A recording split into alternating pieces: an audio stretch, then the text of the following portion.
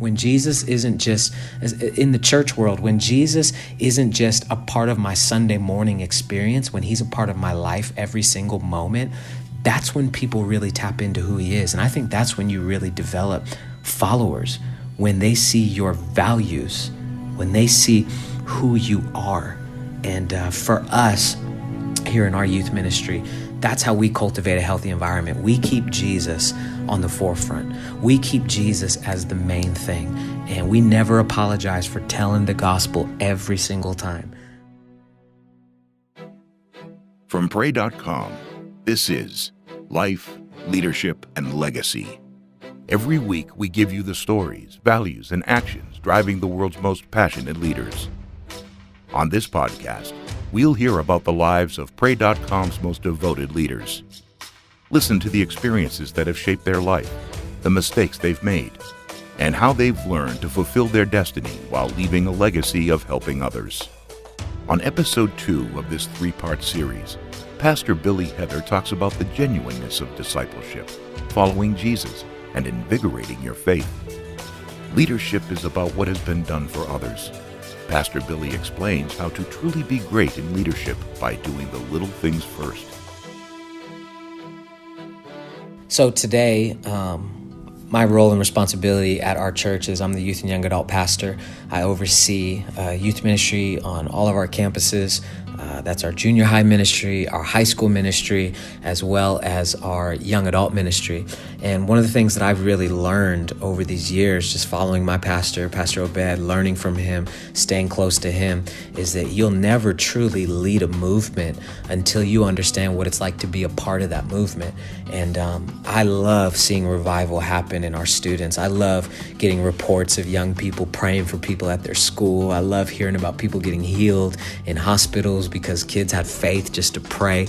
And I feel like the Lord has done so much in my heart as I lead young people, but I can't lead them if I don't know where we're going.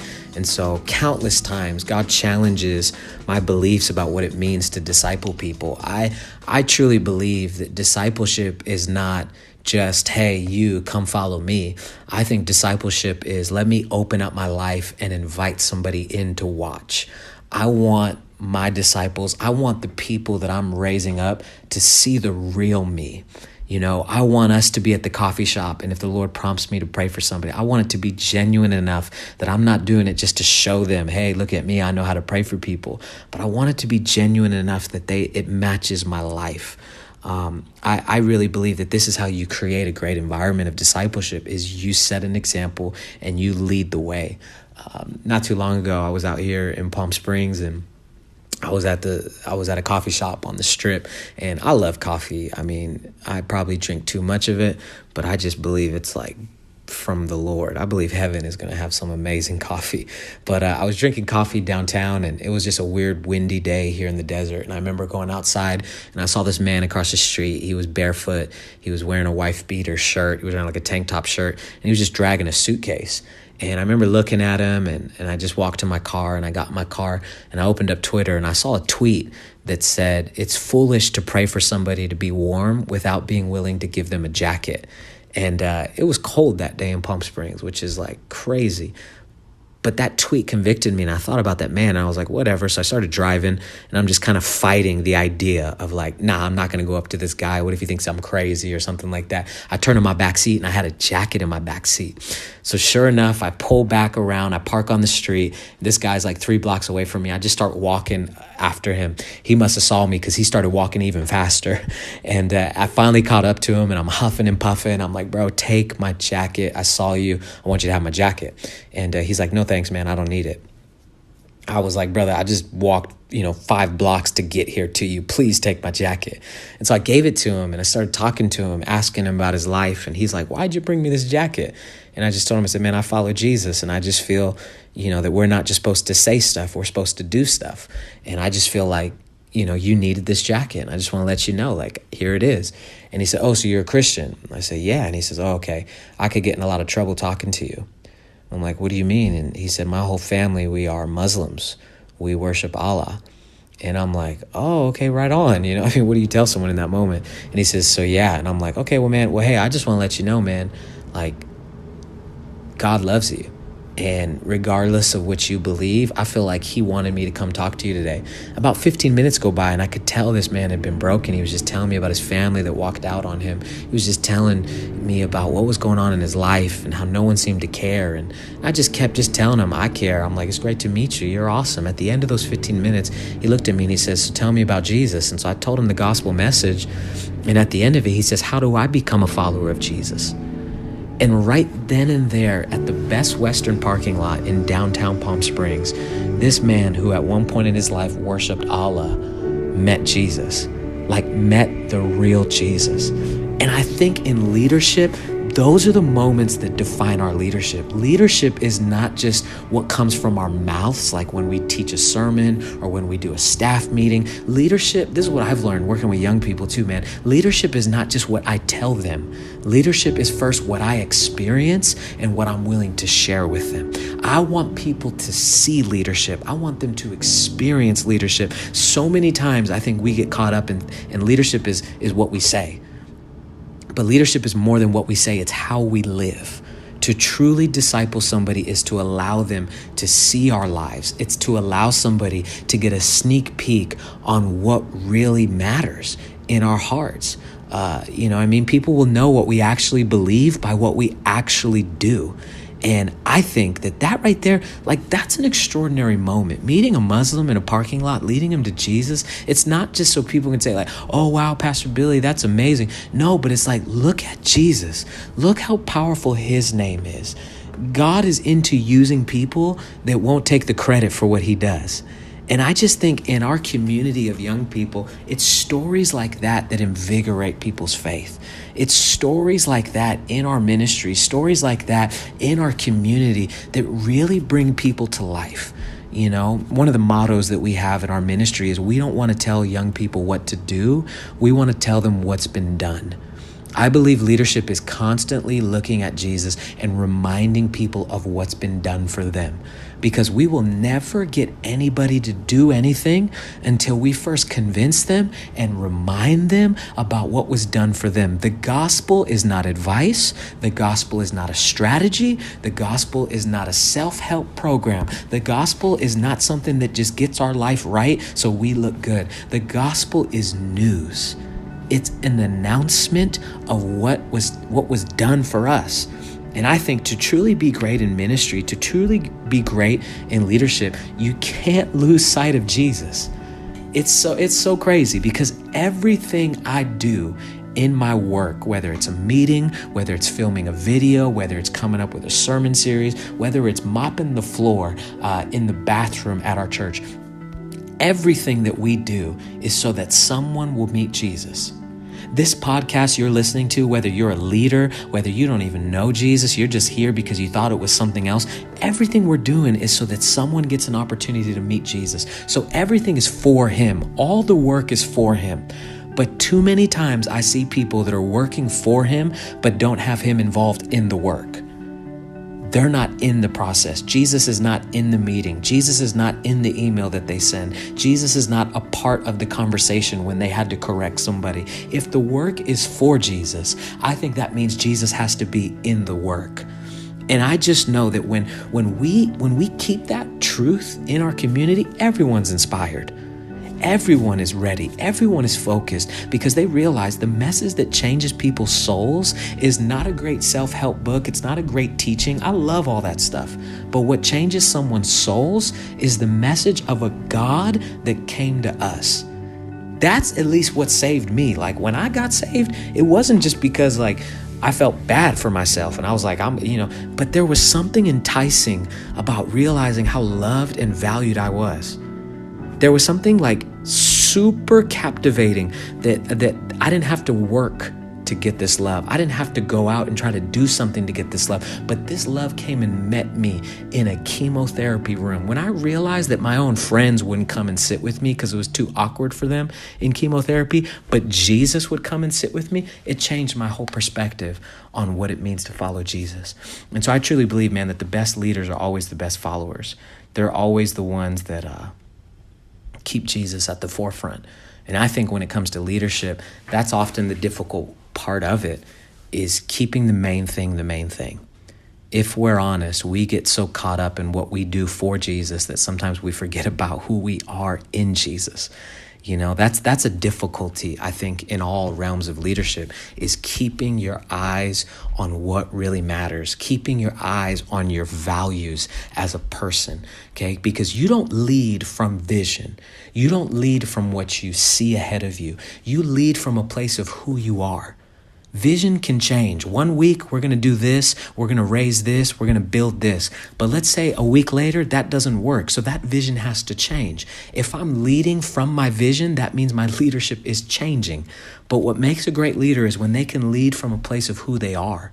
When Jesus isn't just, in the church world, when Jesus isn't just a part of my Sunday morning experience, when he's a part of my life every single moment, that's when people really tap into who he is. And I think that's when you really develop followers, when they see your values, when they see who you are. And for us here in our youth ministry, that's how we cultivate a healthy environment. We keep Jesus on the forefront. We keep Jesus as the main thing. And we never apologize for telling the gospel every single time.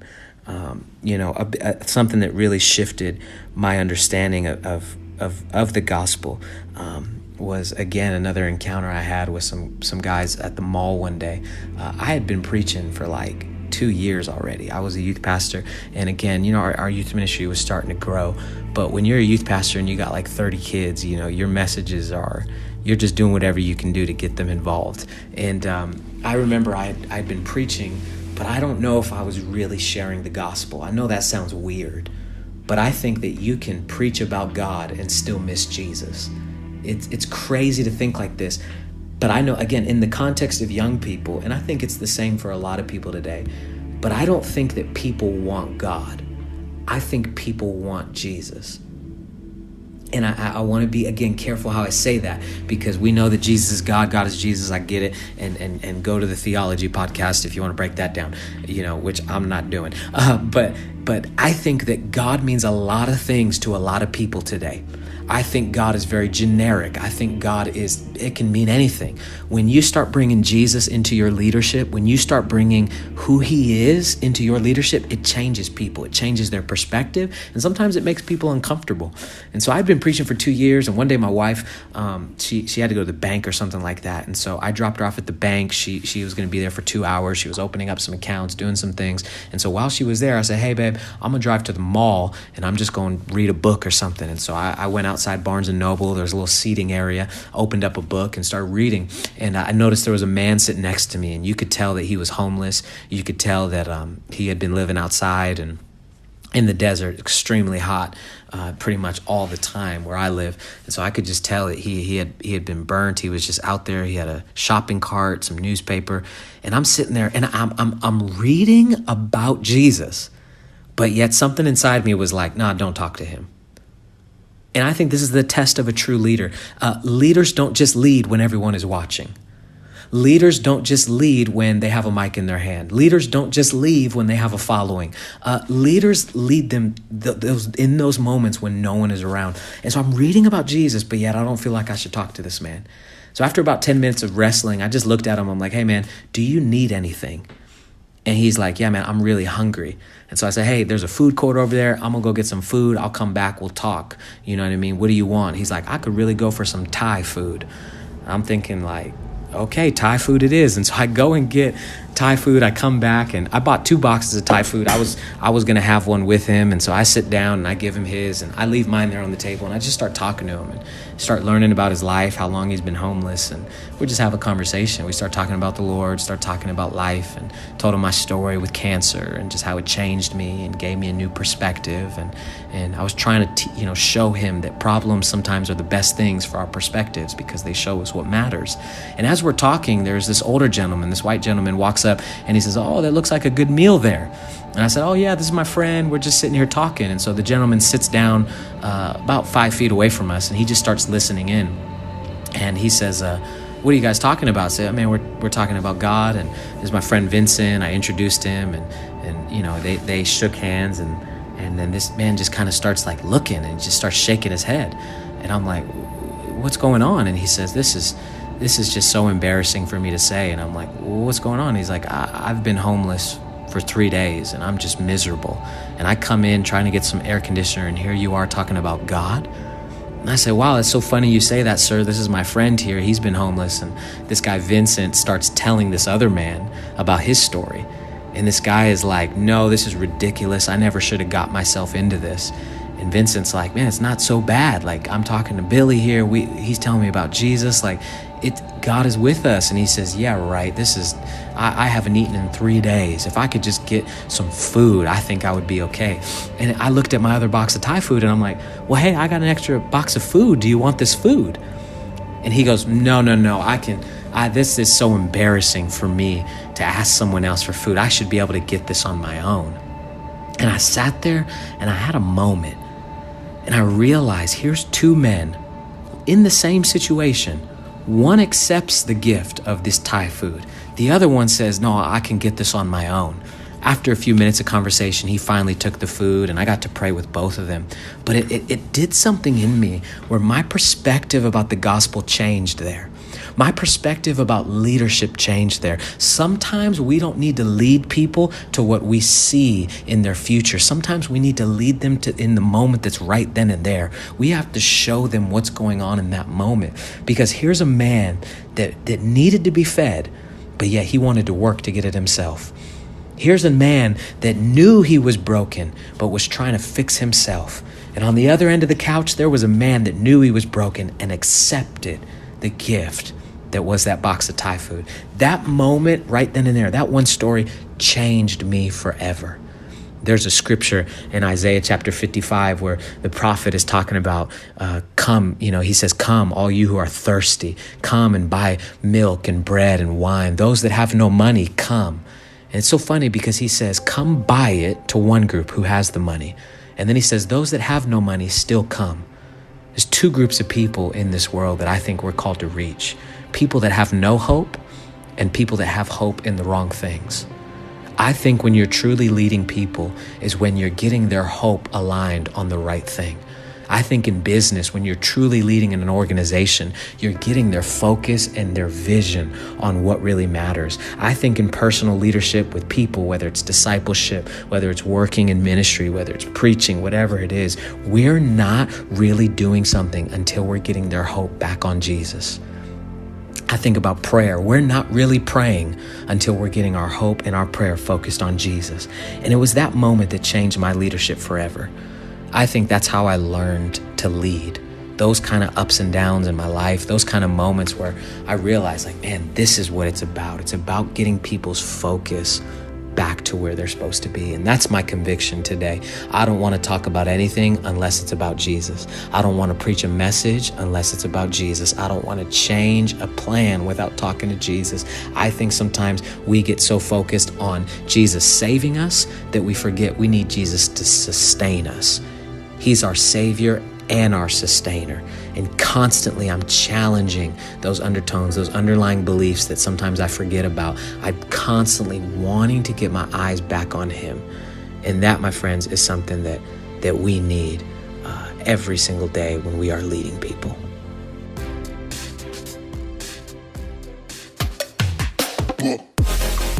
Thank you for listening to this episode of pray.com's Life, Leadership, and Legacy. Don't forget to download the pray.com mobile app in the App Store or at pray.com/podcast. Pray with people you love, connect with your community, and leverage the power of prayer with pray.com. Please subscribe, rate, and in the review section, let us know who you would like to hear from on our next episode. We look forward to you joining us again next week. Did you know you can get on our show by calling us at 323-521-9791?